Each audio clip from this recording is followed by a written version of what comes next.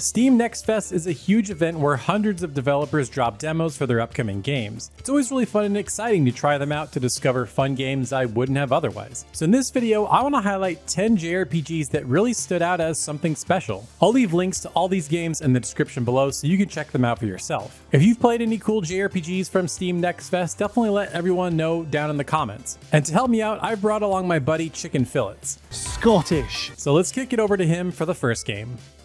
Fuzz and Dizzy part-time heroes, with this title set off on a fun and silly turn-based RPG adventure. Play as the half-brothers Fuzz and Dizzy, part-time mail carriers, and explore the mysteries and comical situations that their colourful world and charismatic characters have to offer.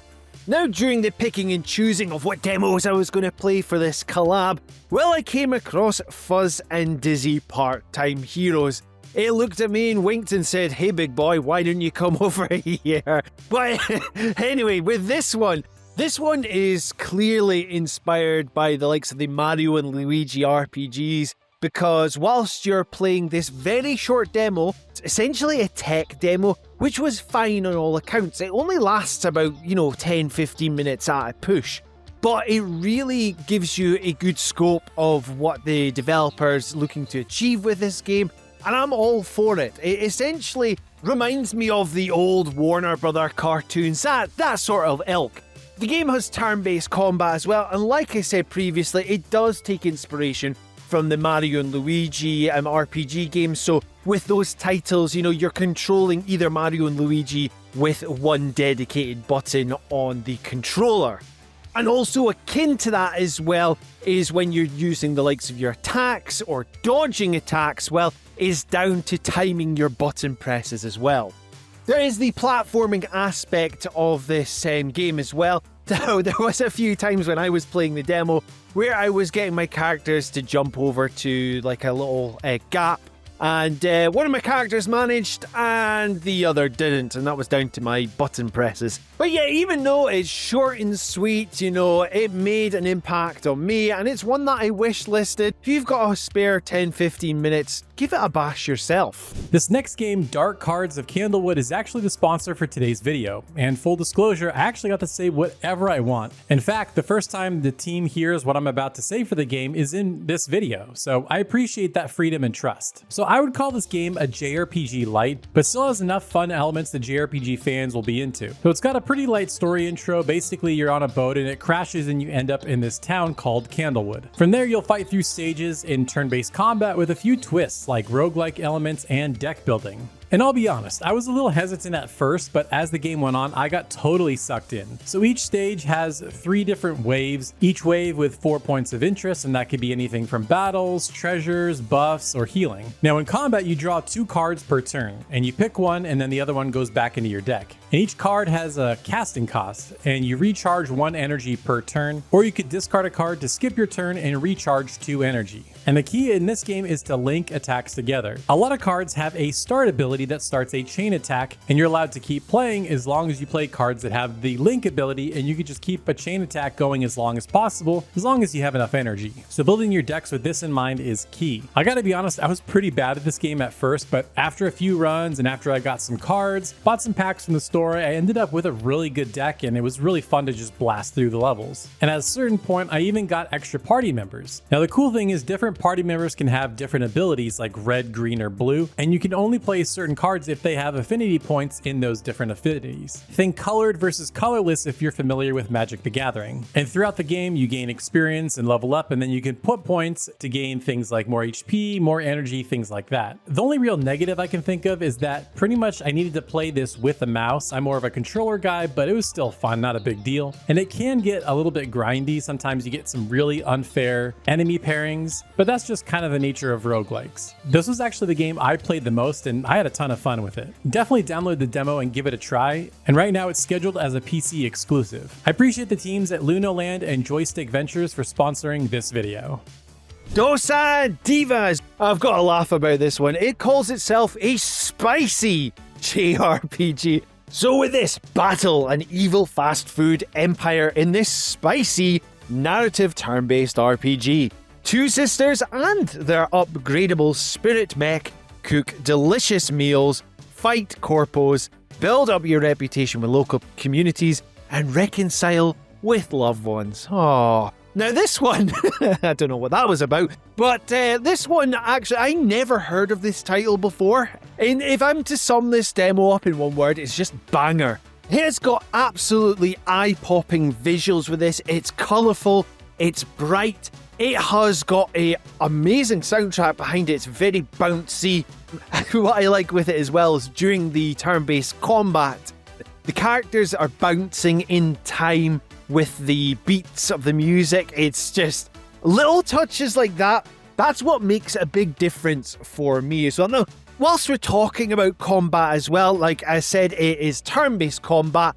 You'll be keeping an eye on what's happening on the screen. This one's definitely not a press A to win sort of scenario, because it's all about those timed button presses. Because I'll put my hands up, I died a few times in this demo because I did not dodge the attacks quick enough. Now, the exploration of this island village is really fantastic. You're not actually playing as the characters themselves when you're walking around this area. You're playing in the side of this spirit mech that I mentioned earlier on, this robot. And the robot has got its own little personality. You know, when the characters are talking in between each other, the robot or mech, however you want to call it, will communicate via emojis. You know, I think that was just so much fun. It gives it personality. You know, when you make it run, it does the Naito arms. I think that's the right anime. Correct me if I'm wrong. It is just fantastic. I genuinely am looking forward to the release in April with this one. I'm sure that there'll be more details come out soon. So I'm sure the likes of myself or Mr. Shelf, Taylor will update you on his channel or my channel about this one, because I think this one's going to be a surefire hit. People have noticed it's been on my radar for a little while, but after playing the demo, I was absolutely sold. Here you play as a girl named Cadence, and she's trying to enter a singing competition, but she needs to recruit different musicians to join her band so she can join the competition. The demo has you play through a section where you're in this rock village, both literally and musically. Everyone's dressed the part, there's different sections of town that are subgenres of rock, like punk, metal, or classic rock. And it probably goes without saying, but I'm going to say it anyway, the soundtrack here is amazing. A huge variety of genres from pop, rock, country, and everything in between. And here the gameplay is turn-based combat, and as you might expect, it incorporates music into it. There's timing-based attacks a la Super Mario RPG, or maybe more recently Expedition 33. And abilities cost energy, and there's a cool risk-reward of doing basic attacks to build up energy, or using energy when you need it. Super fun, nice flow to combat, and never feels too long or too short. So there'll be a few battles in town, but then you're sent off to a dungeon. And I do need to throw this out there, I loved most of the game, but in the dungeon there are these laser puzzles. Basically, you need to line them up and bounce them off each other to line up so they open up doors. The first few were okay, but then they got increasingly more complex, and after one, I just walked into a room and groaned and turned the demo off. Thankfully, you can turn the puzzles off in the settings and it just kind of auto-completes them for you. I think this is a great idea because in testing, they must have got this same kind of feedback, otherwise they wouldn't have given you the option to turn off the puzzles. Some people might be more into them than I was, but for me, I feel like they totally killed the pacing. So when the main game comes out, I'm probably just going to keep these off. And the presentation in this game is absolutely a 10 out of 10. It looks absolutely incredible, has a really unique look to it. Great vibes all around. And you can tell the development team just loves music. That love oozes out of every corner of this game. Everything from the UI, the characters' names, the town names, and everything, it's very heavily inspired by music. Highly recommended, coming out April 7th for PC and consoles. Definitely one to keep your eye on. Well, LumenTale Memories of Trey is a captivating monster collector RPG set in a beautiful and enchanting world. Follow Trey as he embarks on an adventure to recover his missing memories and make new ones with the Anemone. Now, out of all the demos that I played during Steam Fest, this was the one that really surprised me, like totally surprised me. Now, essentially what I've said there, you know, I've highlighted that it is a monster collector RPG akin to the likes of your Pokemon. Now, for reference, if you don't know myself, well, I'm not really too big into monster collecting games. Yeah, Pokemon's fine and all, but, you know, I don't go out my way to really play them. It's just not really my sort of jam. Anyway, this one, however, I really enjoyed what I played with it. So we play as Trey, who is essentially kind of like a cyborg, from what I've gathered. You know, he's got a mechanical arm, he has rebooted and has no memories sort of thing, which is going to be a part of the story. Well, basically it says Memories of Trey, that is the title of the game. The world itself is presented really nicely as well. So your characters are using pixel artwork, whereas it's set in a sort of 3D backdrop. What it reminded me of is the likes of Eiyuden Chronicle, you know, that sort of backdrop with the visual style. And this one, yeah, it really took me by surprise. Now, it is turn-based combat with this. Yes, it takes inspiration from the likes of Pokemon, because in this world you have Animon. And but this one, it has got 4-on-4 battles, which I really enjoyed. The actual collecting of monsters within this demo, Animon should I say, not monsters, Animon. With this, you can see Animon walking around the field. So you have your own version of Pokeballs. I'm really going to go back to Pokemon here, So you're able to capture these Animon on the field. I enjoyed the 4-on-4 battles. If your character essentially has a roster of Animon, so for example, let's say your team of 4 gets wiped out, which did happen to me within this demo, then your backup Animon that you've got in your roster can swap in and carry on the battle. It was really fun. It was something that I just really did not expect. As I said, I'm not big into my monster collecting games, but this one really grabbed me for some reason. Definitely going to be a day one for me. Yeah, let me know what your thoughts are, obviously, if you have tried this one out.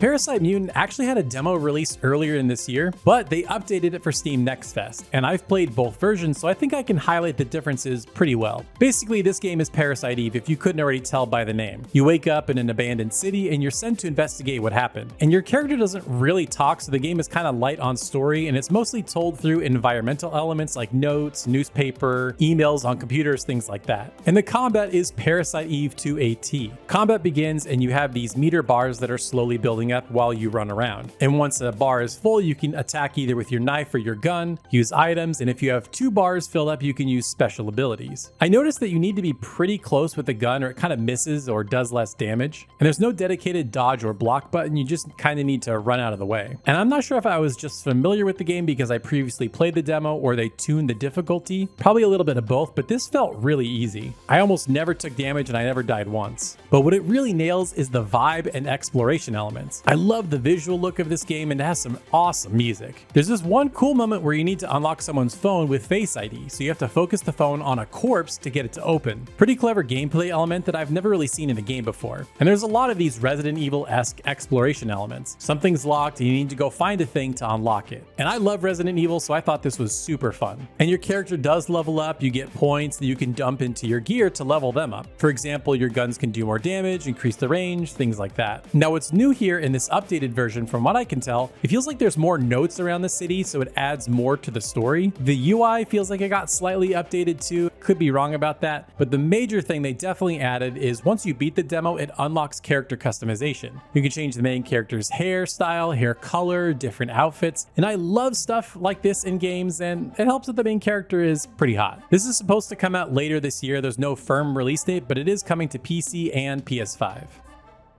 A Snail's Tale, a retro JRPG with a twist. Have you heard the one about the $1 million and the immortal snail?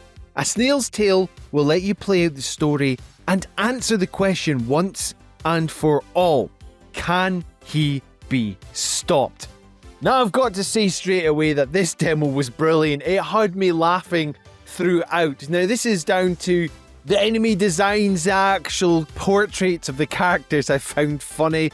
And generally the character that you play as Samson had a bit of sass to him, like you just couldn't be bothered with some folk at times. But yeah, this one is heavily inspired by retro JRPGs. It reminds me of the likes of Final Fantasy III, especially that it has a job-based turn system, and also Final Fantasy I as well, because you're able to select your 3 companions and choose what jobs that they have as well. And I mean, come on, you can't have a JRPG without a fishing minigame in there. And yes, this title has a fishing minigame right from the outset and the get-go. This one's just brilliant.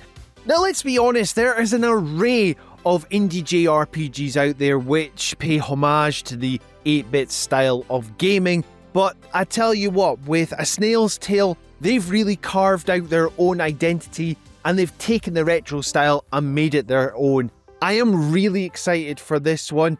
This was a surprise demo for me. I had it written down on my list to play, and when I played it, yeah, I'm very happy with this one. One of my favorite indie JRPGs is Echo Generation. I called it Stranger Things the JRPG, and Echo Generation 2 leans into that even harder. You play as a little girl simply called Sister M, and previously she's been living in some kind of government lab and she has superpowers, and at the beginning of the demo you're breaking out looking for other children. The comparisons to the character Elle from Stranger Things just write themselves. But honestly, I didn't really mind because I love Stranger Things. Now in the demo, like I said, you break out, you're trying to explore, and it's fairly linear, but there is some room to explore. Mostly you'll be getting into turn-based combat, and again, this also has a deck building system. I genuinely love this, especially compared to the previous system in the first game. You are constantly finding cards as you explore, as you're defeating enemies, and I really encourage you to explore every nook and cranny of this facility because you're going to need every card that you find to beat the final boss of the demo. Now each turn you're given a handful of cards to choose from your deck. You could hit one enemy, hit every enemy, add status effects, give yourself shields or heal you, things like that. It's genuinely a really fun system, and I had a blast building my deck and trying out new cards. Now when you level up, you're given a skill point and you can spend skill points on upgrades like damage bonuses and playing extra cards each turn.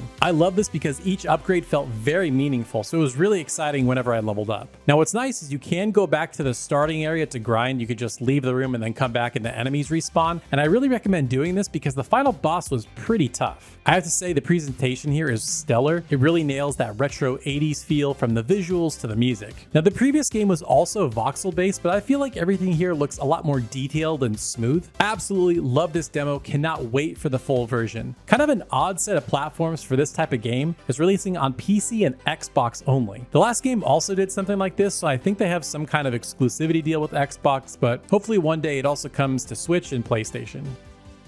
So Alabaster Dawn is a action RPG building on top of the best aspects of Radical Fish's game's previous title Crosscode, featuring a deep and engaging combat system, challenging puzzles, and epic story set in a curious world full of secrets to discover and places to explore. The shadow of Nyx has fallen, warping the world into a wasteland and vanishing the gods and their people. Now, Juno, the outcast chosen, awakens to an impossible task. Bring it all back. Bring it all back to you. Yeah, I'm sorry. Now, as the phrase goes, save the best till last. So with this one, it is action-based combat, which is fast-paced. I mean, you'll probably see from some of the footage that I've used today that how quick everything can go. You're switching between weapons, for example, close-range swords, then you're using bow and arrows, etc., whilst also navigating not getting hit by the enemies with the ranged attacks or close combat attacks. It is absolutely fantastic. One of the standout features with this as well is the pixel artwork. This is just absolutely top notch. Now this as well, you're able to traverse various zones within this world map. You know, you've got full exploration of this world, and it's just outstanding. This one I am truly excited for. Now with that all said and done, I just want to thank Taylor for having me on today with this awesome collaboration. If you like what you're hearing and seeing from myself, I want to hear a wee Scottish guy talk a lot more rubbish about JRPGs, well then pop over to my channel and say, hello! I had to say it somewhere. Until next time, tatty bye. And last but not least, we have Emery Hearts, also a voxel-based game, but an action RPG. This really gives me PS1 era vibes from the music, design, and story. It takes clear inspiration from games like Wild Arms, Final Fantasy VII, and Nier Automata. At the beginning of the demo, you're in your village and there's an earthquake and you're sent to go check on different villagers. And as you're doing that, you end up in this underground laboratory, and that's where I spent most of my time playing. The game just has so many cool ideas and executes them really well. You can jump, roll, attack, use magic abilities, and use items. At the beginning, you start out with an axe, and as you explore the laboratory, you also get a spear. And each weapon also has a weapon ability tied to it. What's really cool with the spear though is you can throw it, and this is useful not only for combat but for puzzles. For example, you can throw a switch after you hit it with a spear. And this is where I get Wild Arms vibes. In those games, each character had their own action ability that helped you navigate dungeons. Your fire ability is not only useful in combat, but also for burning down things in the environment. Now, most of your time in this dungeon is going to be fighting robots, picking things up, moving them, pushing and pulling boxes. It's all relatively simple puzzles, but they all feel really fun and satisfying. And I will say something with the box physics, that something about them is off. I pushed the boxes off high ledges and they got stuck several times. I had to actually restart the game because I got hard locked and I couldn't even progress. So hopefully that gets fixed for the final release. Now eventually you find this floating robot that shoots lasers, and that's where the Nier Automata comparison comes in, and it can also help you solve some puzzles that are involved in the story. And as you explore, you can also find trinkets that you equip that give you various bonuses. Now you don't level up traditionally, and I'm not even going to tell you how you level up because I was so shocked when it happened and I wouldn't want to ruin that surprise for you. And at the end of the dungeon, there's a really cool boss. He's like spewing fire that you need to dodge and constantly spawning smaller robots. And he's got this weak spot that you're trying to hit. Really well designed fight. Enjoyed the heck out of it. Now something I want to mention that I don't hear a lot of people talk about in general is good design. Like, how do games guide the player through their worlds? And I feel like this game communicates its mechanics really well without holding your hand. For example, there's a couple of these light puzzles where you have to like pick up these different glowing tubes and put them on a matching color. The game doesn't tell you how to solve this, but you have a brain and you can just figure it out quickly. It has good design language like that guides you through the levels intuitively without going, "Hey idiot, this is what you need to do next." I love games that respect your intelligence like this. There is actually another section after this, but I was already a good 45 minutes into the demo and I know I'm going to play the final version, so I didn't want to have anything spoiled and I kind of just stopped there. It's coming later this year, only to PC as far as I can tell, but hopefully if it does well, it can come to consoles. I highly recommend checking this one out. It looks really special. Now these games aren't out quite yet, but if you want to hear about some addictive JRPGs that will keep you playing for a long time until they do come out, check out this video next.